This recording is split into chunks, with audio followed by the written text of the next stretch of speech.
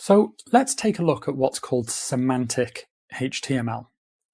And what this just means is that we use a variety of different tags, HTML tags, to describe what's actually happening in the element, or what the element actually is.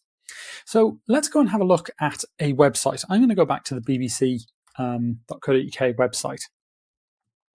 And you'll notice there's loads of different sort of elements or parts of the page that do and are different things. So up here we kind of have a navigation area, and we have kind of a heading title here. We've got different cards here. This is kind of the main content of the page. This is more just supplementary to what the page is. You know, we've got lots of different headings and some paragraph text and stuff like that. So what I'm saying is that each of these sort of parts or elements of a page has a different function, whether it's visually or otherwise. If we click into one of these, you'll also see that, you know, we've got this navigation bar up here, but we also have a second kind of navigation area here. And I think you'd agree to say that, you know, this bit here, or maybe this bit in the middle, has a different function to this bit here. And we use different tags in our HTML to do that. So let's go and take a look at these different tags. So if you're just following on from the previous lesson, you will already have your intro to HTML open. If you're coming to this from a different time and you've closed things down, do not worry. We're going to open up our project again. So I'm on Mac, so I'm going to go to my Spotlight search by using Command and Space. Again, you can use the search bar if you're on Windows to get to Git Bash. And I'm going to open up Terminal. Okie dokie. And again, Windows users, you just go ahead and open Git Bash in your favorite way. So we're going to cd to our dev folder and then cd into classwork. Again, I'm just typing, and then tab to autocomplete. We're in classwork. We're going to, let me just remind myself what we called it. We called it Intro to HTML, so I've used ls to do that.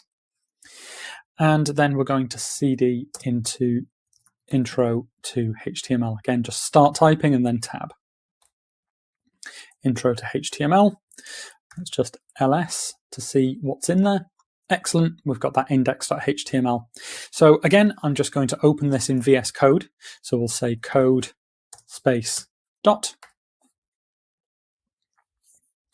And this will open up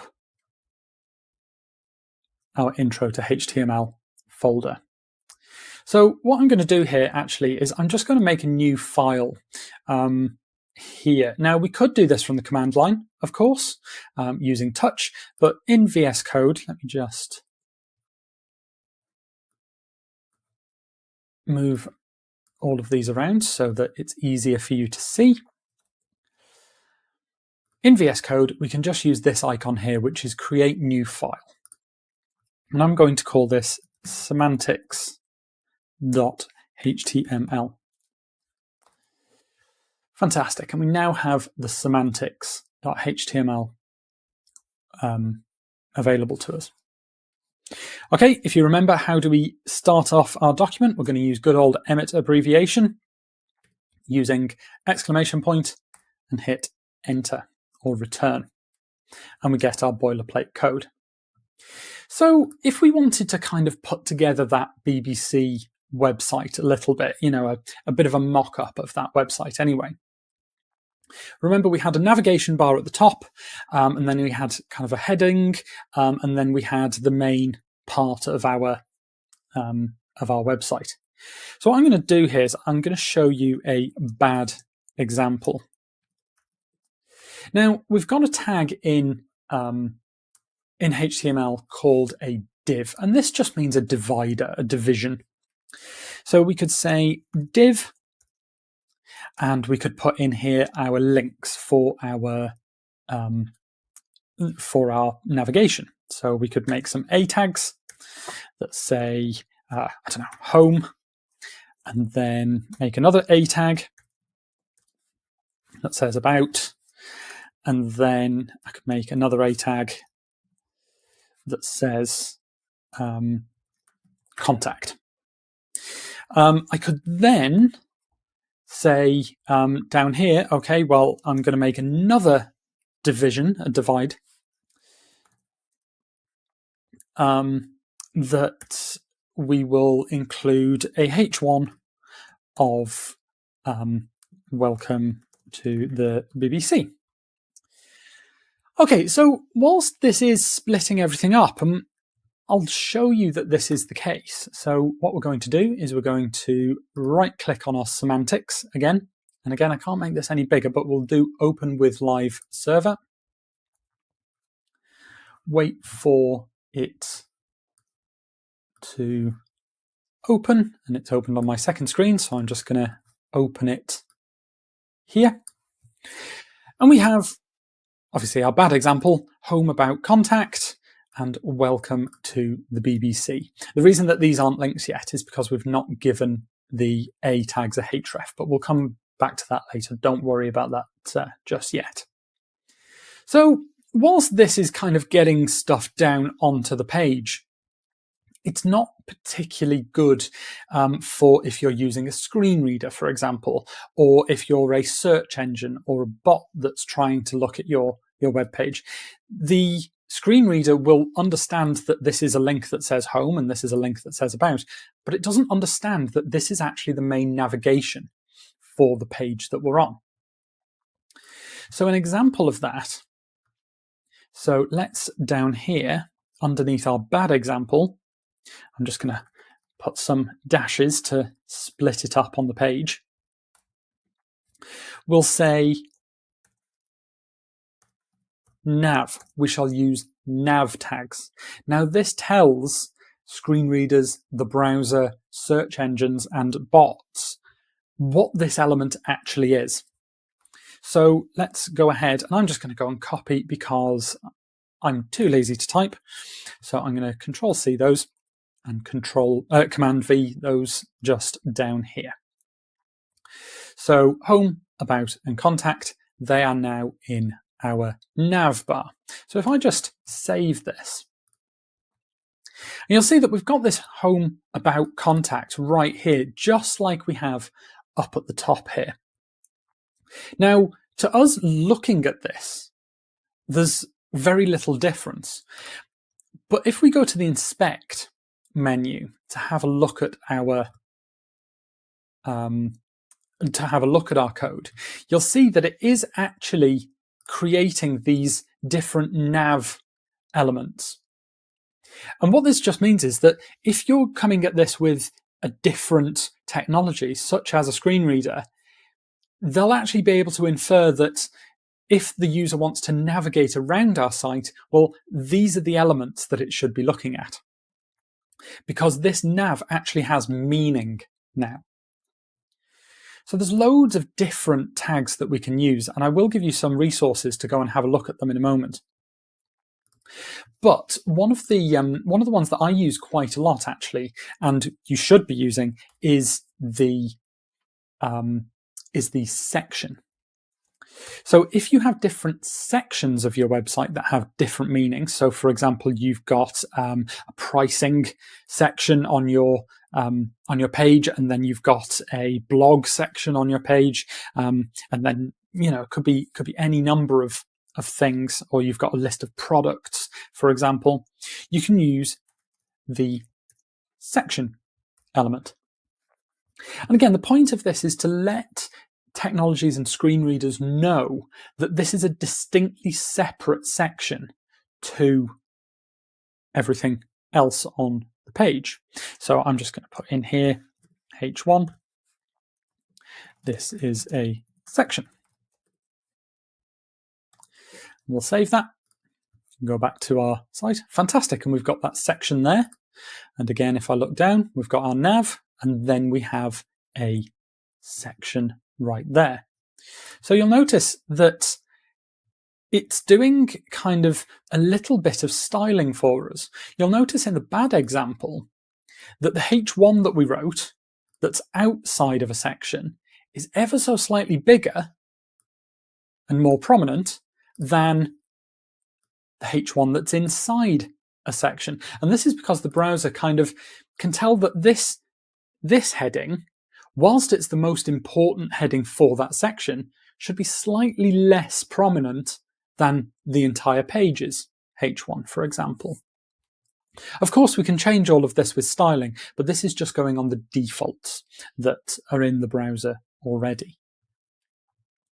So there's a bunch of other tags that we can use. I'll run through a few of them now. So one of them that maybe we saw on the BBC site would be article. And in here we could say H1 article title. And then we've got a bunch of P tags that say article text. Of course, on your website, these would be a lot more interesting. Let's give that a save. And again, we can now see that we've got an article title and an article text here. And if we look in our elements, we now have this article. And again, this will tell a screen reader that this is actually kind of the article, a blog post, or the main kind of article text that we want it to, that we want it to read out. We can see that this is used actually. If we go back to the BBC website and I go to an article, I just scroll down here and inspect. So you can see that the BBC are actually using these article tags here. And again, it's just so that screen readers and bots know that this is the main kind of text that we want it to take into consideration, if you like. So let's go back and just have a quick look. So this nav section here and this section here, yes, they're very important to the page, otherwise we wouldn't have them on there.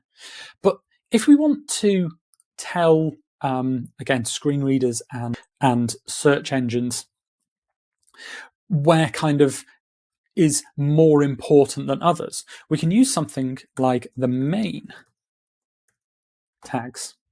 Now, this won't have any, and what I'm going to do is actually, I'm going to just copy this article into the main section here.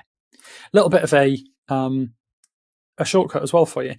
If you go Option, Shift, and F, you see it moves everything around nicely for you. So this article is now in the main section of main part of our website. So if I save this, again, visually, nothing is changing, but it's telling those technologies what each of these sections actually is. Okay, so let's have a look at what other tags and things we can do in our HTML. So first of all, let's have a look at these A tags up here. When we put these in, you'll see that these are not links. They are not hyperlinks yet. That's okay. So what we need to do is we need to add an attribute to these A tags here. So the attribute that we need to add is the href. We hit equals and VS Code will put the quotation marks in for us. Now, what we can do is, because we don't really have anywhere for this to go, we could say just hash. And that's a way of making kind of it is a link, but it's blank. It doesn't really go anywhere. So if we save this now and go back to here, you'll see that this has now become a link. Fantastic. And actually, if you noticed, right, let me just go back here for a minute. Keep your eye on this up here when I click on the home. Okay, it's inserted that hash at the end here. So for example, if in this about we wanted to go to our website /about, we could add href equals /about. So if I save that now this will probably error because we don't actually have an about page, but if I do that, it cannot find the about page. No worries, one of those things. But you'll see that it has actually redirected us or linked us to our website's URL /about. That's pretty good. What about if we want to go to a completely different place on the internet, a completely different URL? Well, you might think that we could go href equals, and then let's go just to the Google homepage. So we'll go https:// google.co.uk or .com. You can go wherever you like. So if I save this now, we just go back to here. Doesn't seem to want to work. And just refresh just to make sure. There we go. It's because I went back, it hadn't updated. No worries. So if I now go and hit this contact, you'll see that we end up at google.co.uk. Fantastic. So that's all very well and good. You know, we can add our links and stuff like this now. Fantastic. So let's have just another look, and I'm not going to go into too much detail here, but let's have a look at some of the other things that we can do in our HTML. So for example, we can add a button to our HTML, button, button. And we can give this button some text, my button. Now if we save that, I just go back to here and refresh the page, we'll see my button exists there. Okay, nothing happens yet, but if this button's clicked, we can pick that up in JavaScript. We can also have inputs from the user. So we could say input, just like this. So if we save that now, we have an input, and now the user can type some stuff in there. Now this won't do anything yet, but we're just looking at HTML at the moment. We'll get on to doing HTML forms shortly. Let's have a quick look at some of the other things that we can do with HTML tags. So let's have a look at some basic styling. This doesn't really, we normally do like underlines and italics in CSS, but this is one way that we can do it. So let's say we wanted to underline our article title here. What we can do is we can surround it with U tags.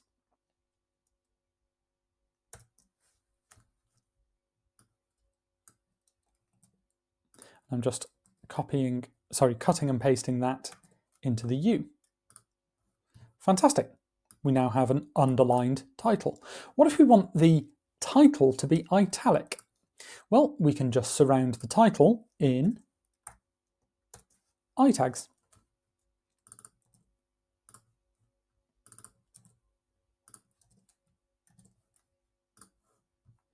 Fantastic. Now we have italic text. Again, if it's just for styling, we should probably do this in CSS, but these are some different ways that we can do these things. Okay, so say that we want the text here to be bold. So what we can do is we can surround it with B tags. So I'm just going to do this so that we can see the difference with it. So I'm going to say article surrounded by B tags and text surrounded by nothing, just inside the P as it always was. So if I save this now, you'll see that our article has actually become bold. Something to bear in mind though, if we have a look at the MDN reference of this, so the B element represents a span of text to which attention is being drawn for utilitarian purposes, but it has no extra importance with any kind of alternative voice or mood. So this is just stylistic. This is just saying, hey, it should look bold, but it's not actually any more important. If we wanted something to be actually more important, we should use strong. So what I'm going to do is I'm just going to change these to strong. close our strong. Now, if we mouse over this, it represents something of importance or seriousness or urgency. So again, to us, looking at this, with our eyes, this is exactly the same. The B and the strong looks exactly the same, but it's important to kind of try and think about the meaning behind it. Is it just supposed to look more, more important, or is it actually more important? And that's where you'd use the different tags for the different purposes. I would encourage you to go ahead and have a look at this. So I've got here, it's a flowchart, and I'll put a link to this down in the text accompaniment to this video, sorry. But this is a kind of a flowchart for you to always be able to pick the right element or the right tags. So you'll always start here if you need to make an element in your HTML. You'll always start here. And then you can ask yourself, is it a major navigation block? Well, if it is, then you need a nav element. If not, does it make sense on its own? For example, a feed reader, like lots and lots of articles running past, or lots and lots of news or blog posts. If so, then you would use an article. Is it required to understand the current content? Well, if it's not, you can use something called the aside. So that's kind of stuff that might go in a sidebar or kind of supporting content that isn't crucial to the content of the web page, and so on and so forth. Now, this is the kind of a good high-level flowchart to use. We do also have available to us, if I just go back to my notes here, we do also have a mega flowchart of exactly which tag you might want to use. So start here with, what is your content? Is it interactive? Well, if it is interactive, well, you might need some user inputs. Can it be typed into? Can you suggest as you type? And this is a much more in-depth flowchart of exactly which HTML tag to use. Now, don't worry too much about, at this stage in your journey, about getting it absolutely correct. I would much rather you use a slightly wrong HTML tag and it look good, and then you come back to it later to decide which tags were absolutely the right ones. So, but these are tools that you can use to kind of give you a good idea as to which tags you should be using for which element.